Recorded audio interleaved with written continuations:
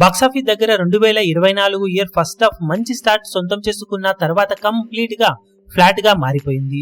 దాంతో second half పై భారీ ఆశలు ఉండగా ఫస్ట్ హాఫ్ లో రిలీజ్ అవ్వాల్సిన సినిమాలు అలాగే సెకండ్ హాఫ్ లో రిలీజ్ ను ప్లాన్ చేసుకున్న సినిమాలు అన్ని కూడా ఇప్పుడు ఒకటి తర్వాత ఒకటి బాక్సాఫీస్ బరిలోకి దిగడానికి సిద్ధమవుతూ ఉన్నాయి.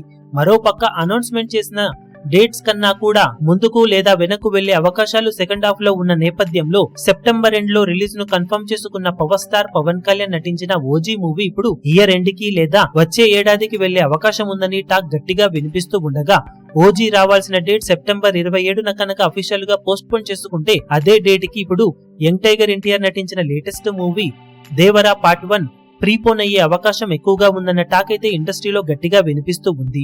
సోలో రిలీజ్ అలాగే లాంగ్ రన్ సొంతమయ్యే అవకాశం ఆ డేట్ కి ఉండటంతో ఒకవేళ ఓజీ సినిమా పోస్ట్ పోన్ అయితే ఆ డేట్ కి రావాలని దేవర టీం ప్లాన్ చేస్తున్నారట. ఒకవేళ అదే కనుక జరిగితే దేవర అనుకున్న అక్టోబర్ 10 డేట్ ను ఇప్పుడు నందమూరి నటసింహం బాలకృష్ణ తన లేటెస్ట్ మూవీ అయిన NBK 109 మూవీతో భర్తీ చేయాలని ప్లాన్ చేస్తున్నారని సమాచారం.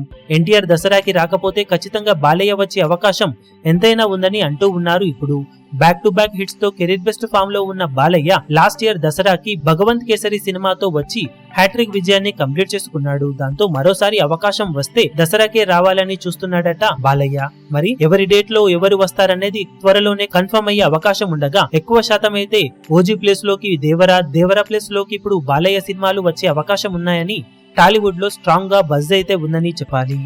ఈ వీడియో మీకు నచ్చినట్లయితే లైక్ చేయండి, షేర్ చేయండి, ఛానల్ ను సబ్స్క్రైబ్ చేయడం మాత్రం మరవకండి. ఏ చిన్న అప్డేట్ ను మిస్ అవ్వకూడదు అనుకుంటే బెల్ ఐకాన్ ను ప్రెస్ చేయండి.